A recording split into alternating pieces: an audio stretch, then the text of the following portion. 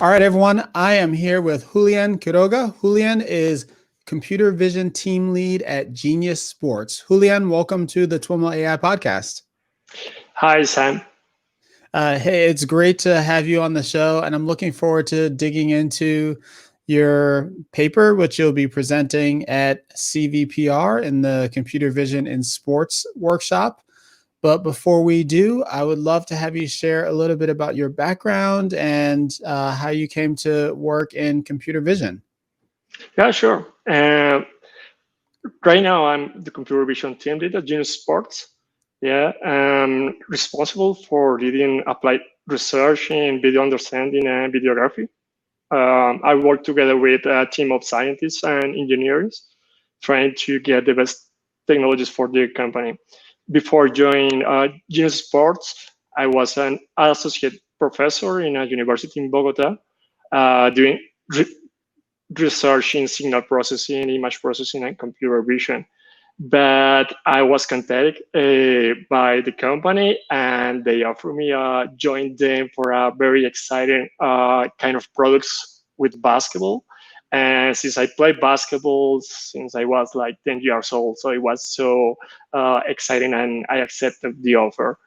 Yeah, I did a PhD in informatics and mathematics in France. Yeah, but before that, I was working more in signal processing and all the theoretical aspects. But then I started to work with images and video, and that's what I'm doing right now. All right, cool. And tell us a little bit about Genius Sports and some of the things that you do with computer vision at the company. Yeah, sure. So Genius Sports is a leading company in sports data and sports media and all the regulated sports betting sectors, and is specialized in the capture and distribution of real-time data. In particular, in my case, we are doing more of applied research, trying to do like video understanding and videography to get automatic production and to collect data in real time. This data will enrich the kind of data that we provide to our partners. Some of the projects that they're working right now, they are related with automatic production with single and multiple views, and also the collection of data in the edge, really close to the event, to the sport event, for instance, basketball and volleyball, and in a really short period of time. How much of what the company does is focused on or related to vision data versus other types of data sources? Yeah, so actually we started like 2 years ago, I think, when I joined the company. Yeah, okay. So we are really new in comparison with other. Yeah. All right, cool. And what are some of the, I guess you mentioned some of the broad things that you're doing there, but I guess in terms of you mentioned that your focus is like applied research. What are some of the projects that you're focused on?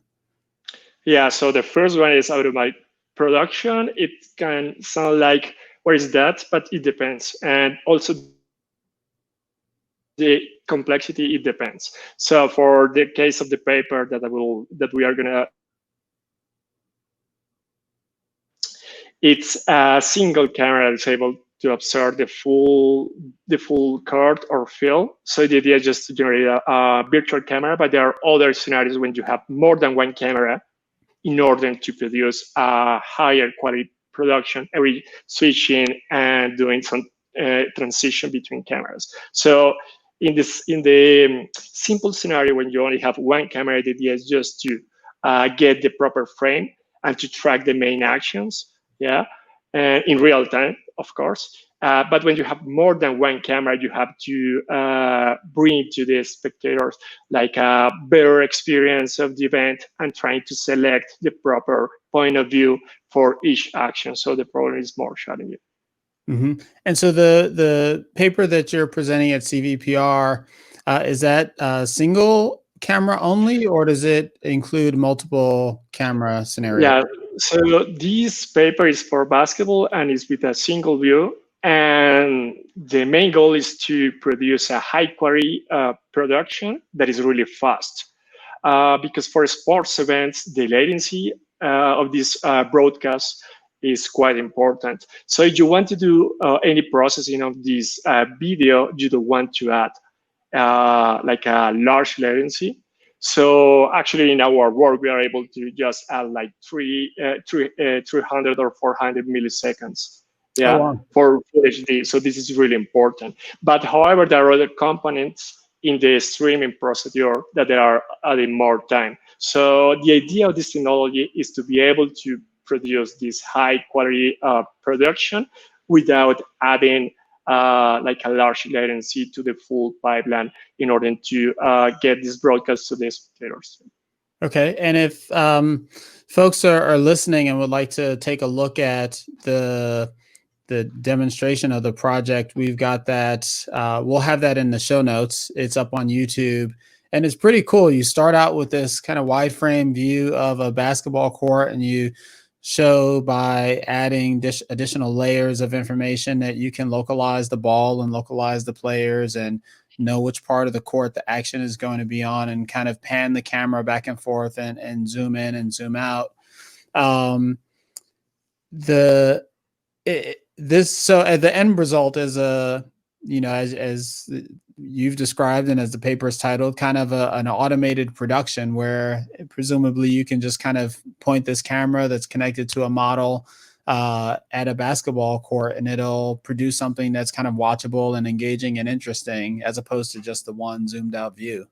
Is when we're talking about sports production today, like, I would imagine you've got a pretty broad range of what's actually done. Like you've got, maybe at high schools or maybe even some colleges, a single video that's without an operator that's just recording. And then, certainly in the professional sports, you probably have teams of people creating a production. Is the goal here to produce something that is kind of productized and replaces one or more of those scenarios? Yeah, so one of the ideas with this project is to enable some people and college and schools that they are not able to have like a professional cameraman or something like that, yeah, to be able to record their games, yeah, but not only to record the games, but also to record and to stream them to wherever point, yeah. Mm-hmm. Through the internet, yeah. So parents, family, friends, our fans can watch the game of their favorite team, yeah, without an expensive system of capture and production and streaming. Yeah, this is one part. The other part is that we are able to do the auto production, yeah, with the scene, as you mentioned. With the wide view, we have the full information, and at the same time, later, we are also working on that. We can capture at the same time data, more data, locations, and analytics, and also embed that in the same broadcast. Yeah, and also with low latency.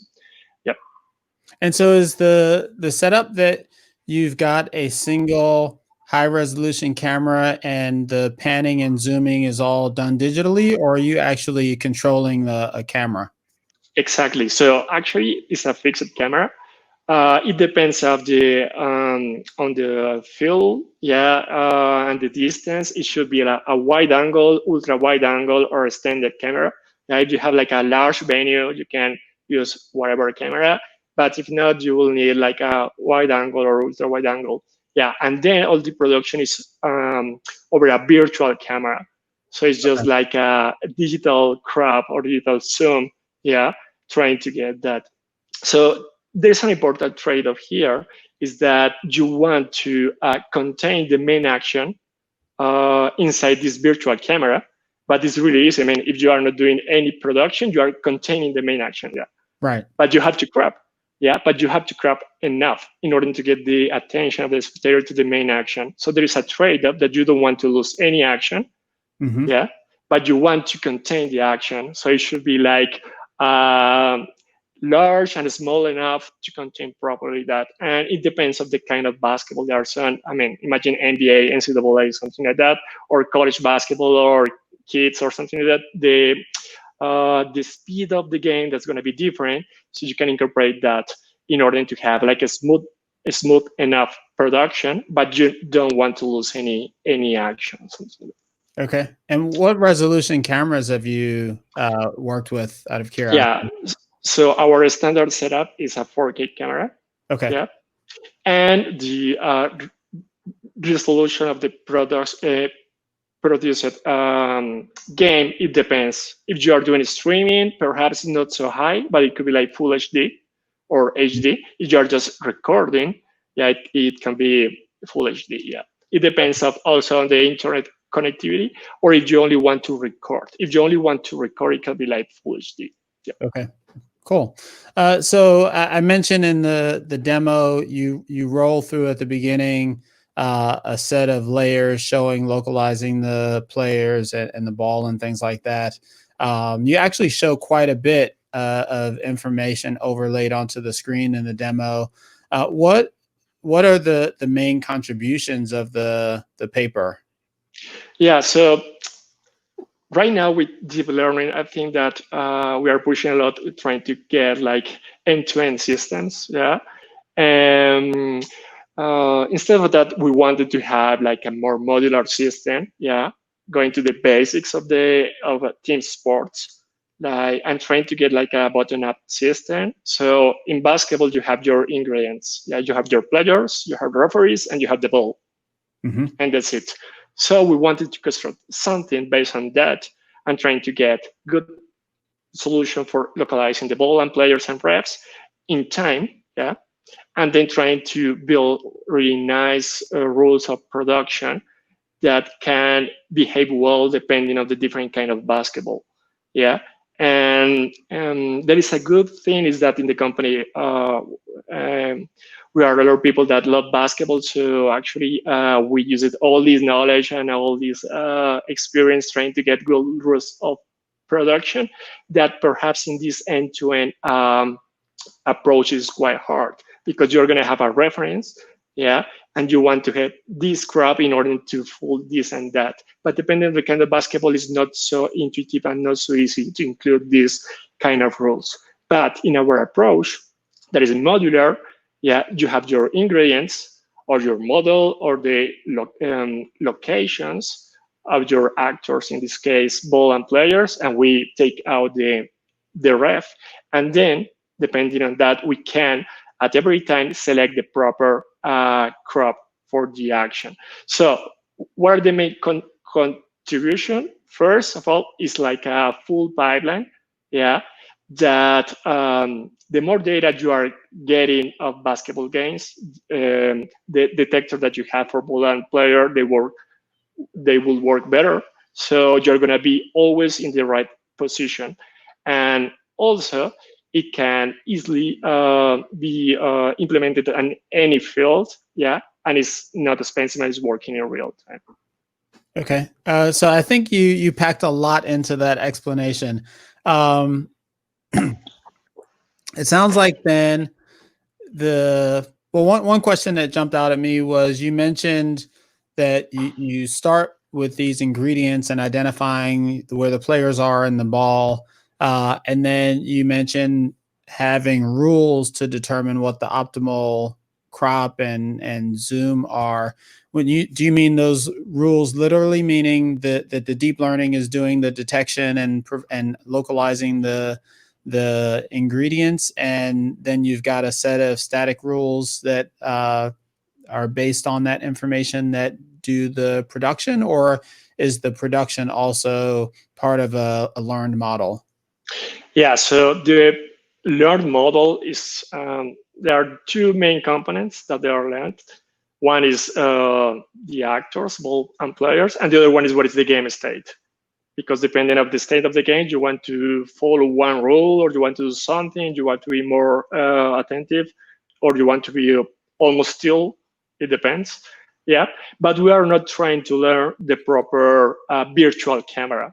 Yeah, that was a choice that we did. Yeah, I remember that when discussing the different approaches that we could take, there are really similar configuration of players. Yeah, and depending on the ball, you want to frame that action in one way or in another. So you have to first you have to be aware of where is the ball.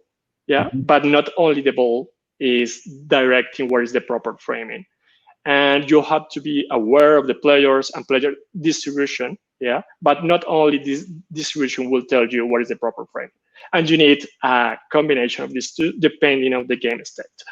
And sometimes, I mean, in end-to-end approaches, yeah, if you want to state that like end-to-end, you have all your ingredients or even your raw video, and then you want like an output, the proper framing. Yeah, and it's going to be like a black box. Mhm. And trying to adjust that for one kind of basketball or one kind of thing, that's going to be quite hard. This is what we did this choice. And yeah, so it's quite easy to set one kind of behavior for one kind of basketball. Okay. Okay. When you say one kind of basketball, what are examples of kinds of basketballs that would change the way you would frame Yeah, the shot? so there are some challenge when you want to produce basketball with really with a really nice zoom. Yeah, and just for instance, if you see the production that they are doing for NCAA or for NBA, it's quite different. Yeah, NCAA usually they are just having like a almost still camera in the half court for half court possession, and then just they are just moving for the transition, and that's it. For the NBA, they really want to track and to do more zoom when they are during a half court. So this is like a two kind of production. But by kind of basketball, I'm talking about the maximum speed. So the main challenge when you are trying to do that is someone that is really fast, like LeBron James or something like that. Yeah, and you want to track the main action, but you don't want to disturb the people that are watching the Yeah. production. So you have a trade-off. Yeah. Yeah. So if you already know that your basketball is not going to be so fast, yeah, you can have like a maximum speed of the virtual camera and things like that, and be sure that you're going to be able to track the main action. But if your basketball is quite fast and you don't want to lose the main action, so you have to relax somehow your roles in order to always be in the right position.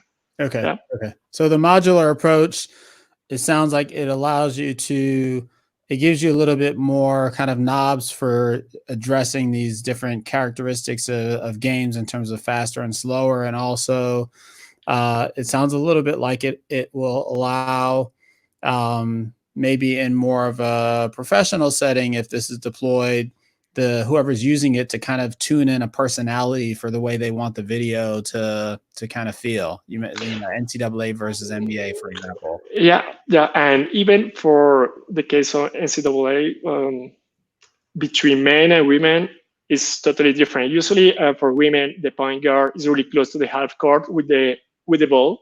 So if you want to take a look at the point guard and also the action that is taking place under the basket, you need a wider framing. But for men, it's totally different. They are moving different. So there are something that, I mean, we are not trained to learn that, but it's also possible to learn that and to avoid feeding that by hand or by the satisfaction of customer. That is usually what we are doing. Yeah, sometimes some customers, they prefer this kind of production than other, but it's quite easy to transfer that in our models. Yeah, that is not so easy for our end-to-end system, that you have to change your last function or your data or whatever else. Yeah. And retrain. Yeah. And so you also overlay this this Gaussian-based actionness, this graph of Gaussian-based actionness in the video, and it seems to try to capture where the action, is or is likely to be on the court. Can you talk a little bit more about that that metric and what goes into it? Yeah, sure. So the first thing is that we are modeling players like two-dimensional Gaussians in the court. That is quite intuitive. Yeah. So since we have like a core model, it's quite easy to have like shapes with the proper sizing pixels in the image. Yeah. And also to map that to a 2D histogram. So we are able to model the distribution of players. And our hypothesis is that if players are more concentrated in a given area of the court, it's more likely to have like more action there or something interesting that will happen. Mm-hmm. Yeah.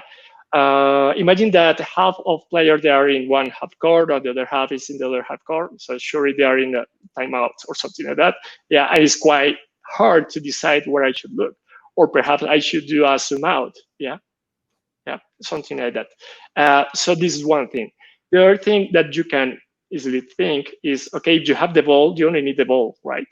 And you can track the ball like in soccer or something similar, or in volleyball, I don't know.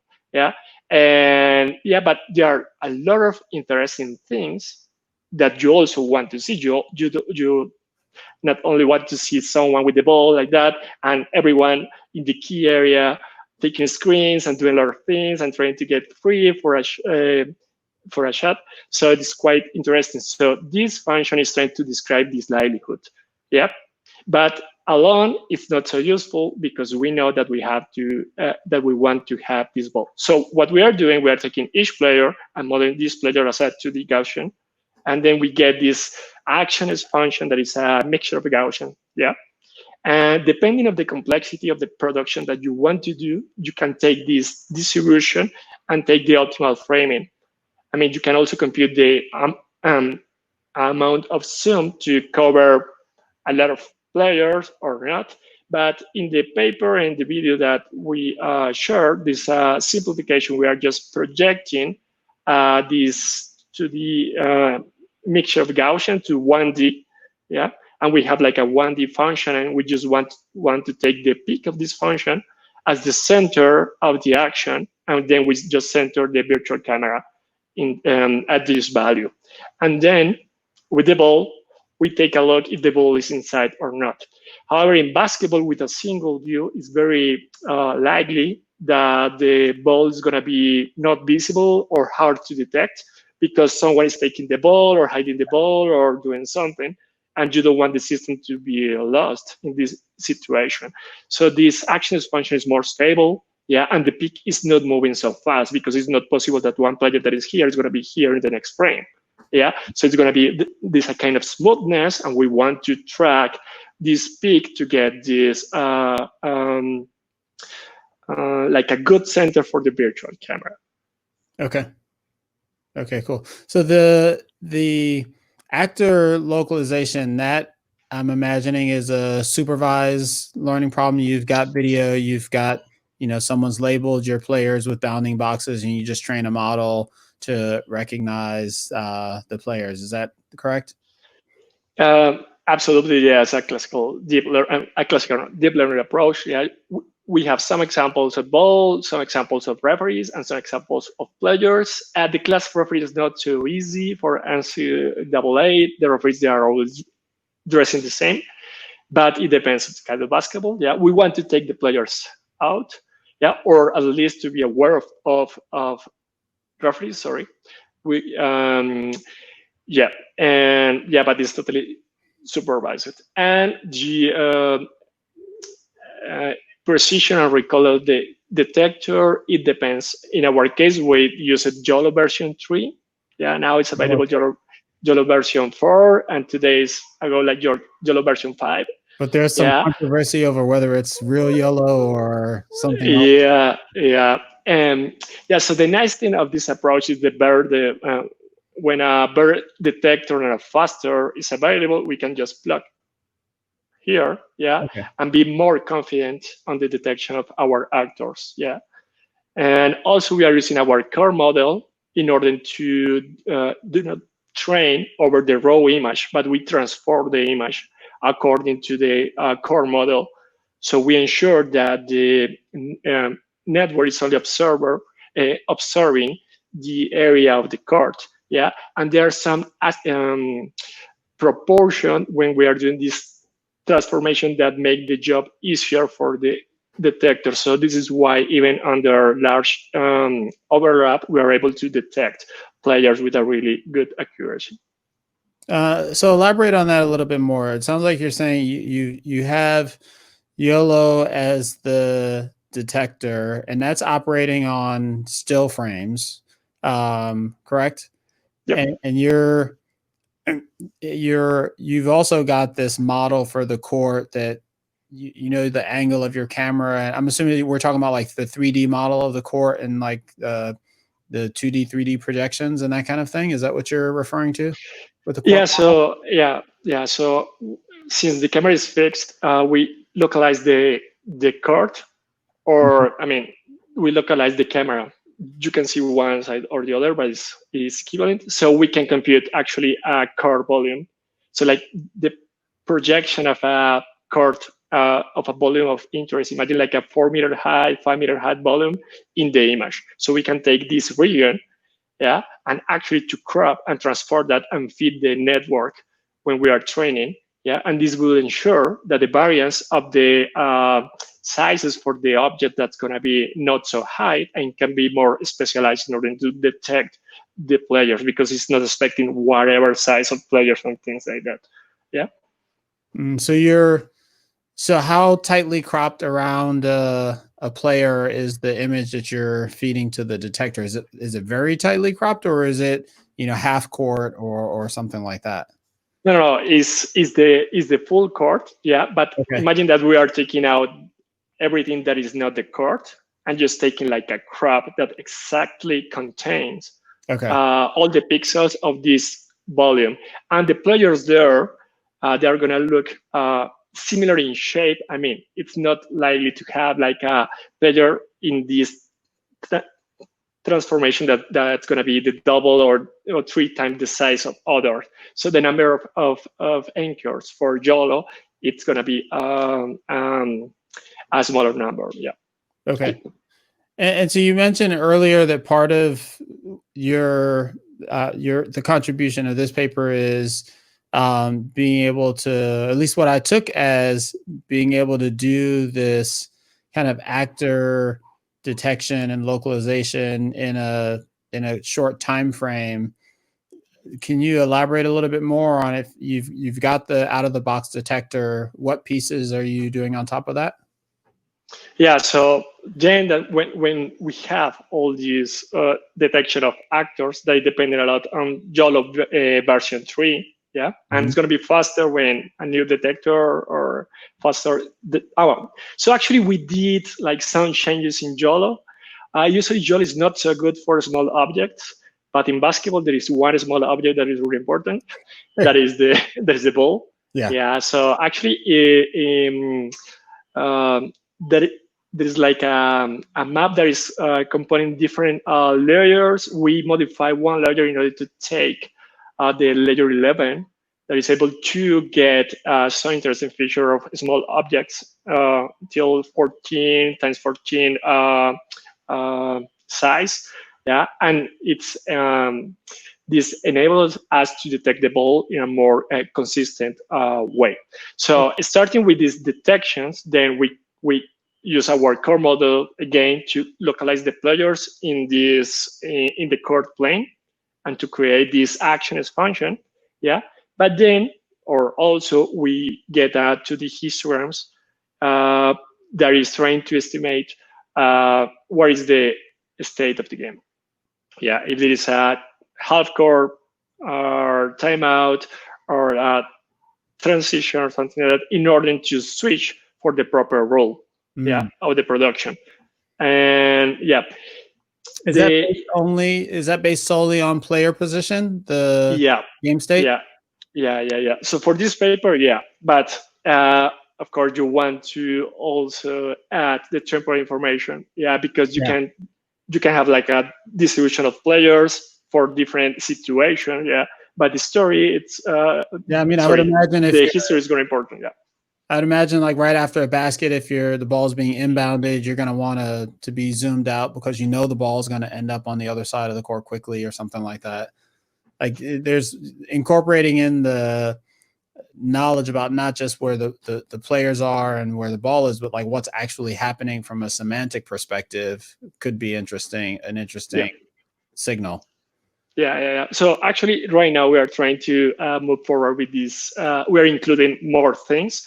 At Okay. the beginning, we really want to have like a live but accurate enough method for production without trying to get all these components Yeah. and trying to have like something because we really want to be really fast. Yeah, and trying to build on that. But then, depending of the challenge, and there are some challenges that the system is failing. Sometimes you don't want to lose a small part of the transition, or you are trying to follow someone that is going with the ball and you arrive a bit late. Yeah. Mhm. And yeah, sometimes is happening. Yeah, but they are really small cases. Yeah. So it's light because it's combining all these ingredients. Yeah, the actioners, the game state, and then there is a controller that is really simple, and depending of the state, is deciding something. Yeah, and producing a really high quality. And however, there are something that I really like to have, like trying to have more zoom and a variety of zooms, framings during the half court possession, trying to be more like tracking the action, yeah, but it needs more awareness. The system really needs to understand more states inside the half court state, for instance, like a screen in the key area, or someone is preparing for taking a 3-pointer or something like that. Yeah. So our idea is to increase the number of states. Yeah, because this number of states will increase the number of rules of production that we can have.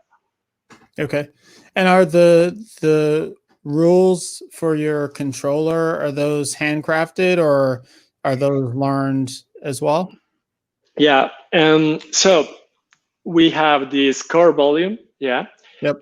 So imagine that when you want to have like a zoom out, it's quite easy. You already know your core volume, and you can find like the optimal framing that contain this core volume, the full core volume, and is well centered. Yeah. But then we also have another framings. For instance, uh, the left half core framing. Yeah.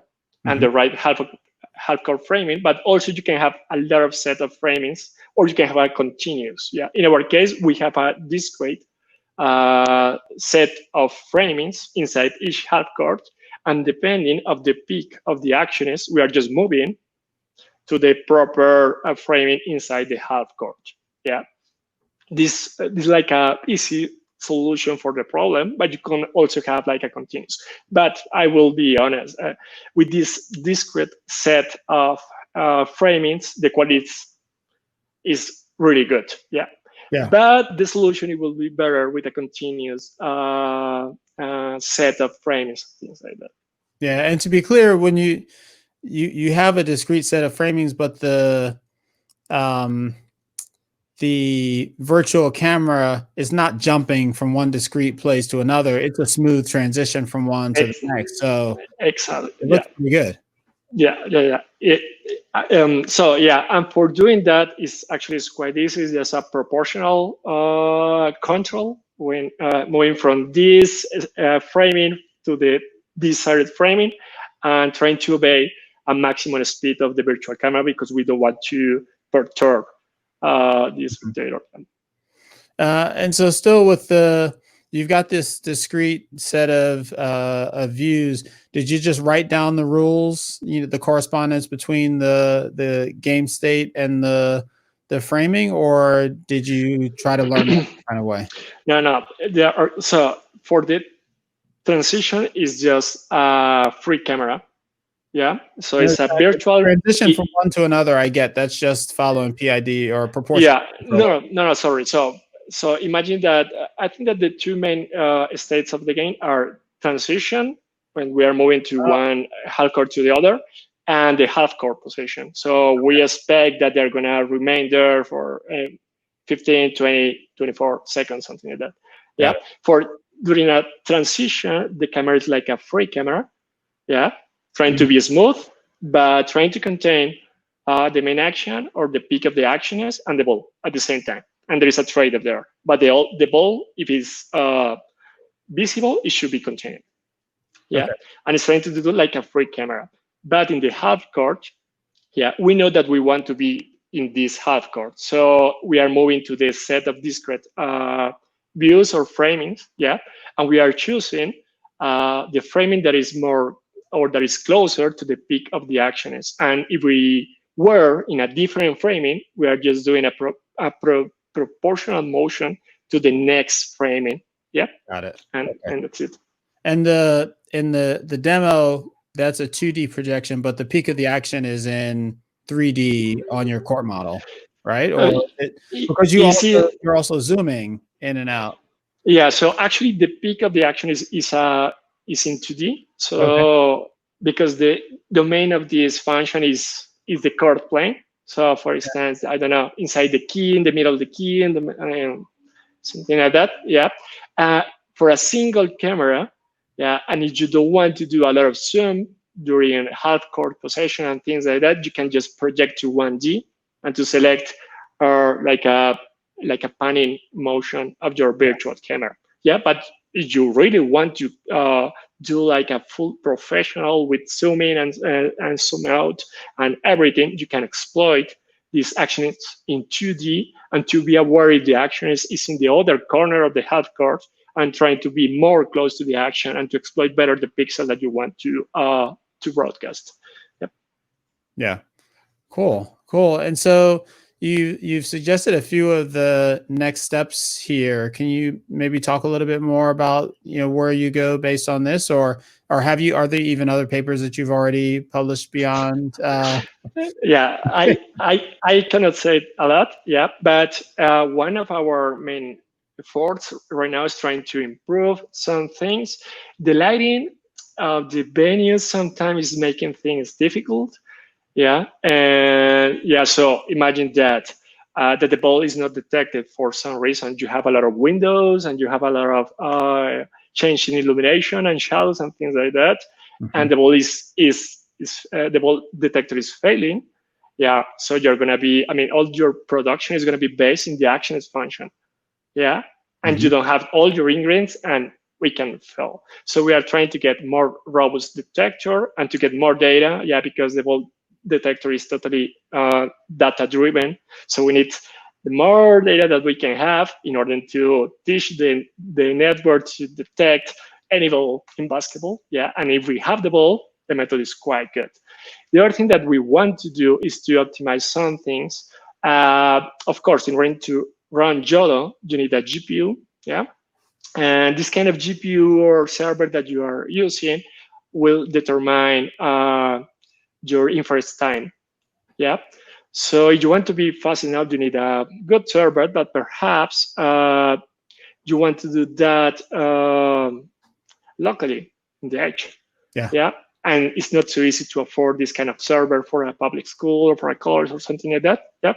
So if we can get a better detector that can run really fast in CPU or a very cheap GPU or something like that, we are trying to move that and to get like lighter detector that they are doing a good job.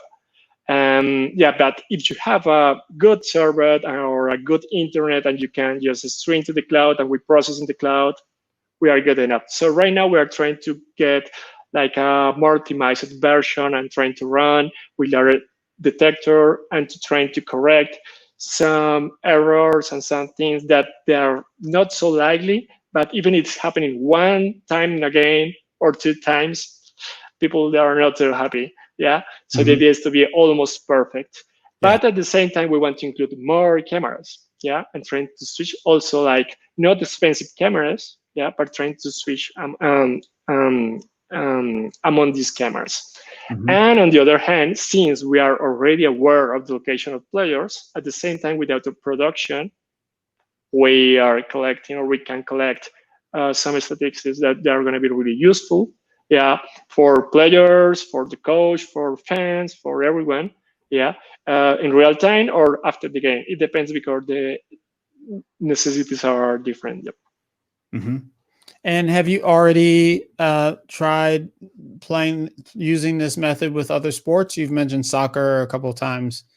How generalizable, how easily generalized is it to, similar but different sports? Yeah, our belief is it should work. the first modules. I mean, the actors and some things like the core model or field model for soccer and things like that. But the rules of production, if you're watching soccer or volleyball, they're going to be different. This is the really nice part, yeah, because you don't have to change all your model. Yeah, you have your knowledge here or the knowledge of the location of your actors, but then you can incorporate other kind of knowledge in a later stage, like how you should produce soccer for one camera or for two or for 20 cameras or volleyball or any other sport. But the main ingredients, yeah, they are going to be the same. Yeah. Yeah, but yeah, we are trained that in other sports. Yeah. So you're already starting to look at that. Yeah, sure. Any other thoughts on future directions for this, or other things that you're excited about at kind of this intersection of computer vision and sports? Yeah. Actually, I think that the ideal system is going to be it will be like a system able to do this automatic production, but at the same time providing these statistics and analytics for any kind of user. So for the players and coach in real time saying, okay, these are some statistics and even some analytics like, but really, with low latency and all the same package and with a single camera, something like that, you install and you have the full package. Actually, we are aiming that at this part. So you can have that, you can have your auto production, you can have all the data that you want, with the same system, and with low latency. This is the goal. Very cool. Well, Julian, thank you so much for taking the time to chat with me about what you're up to.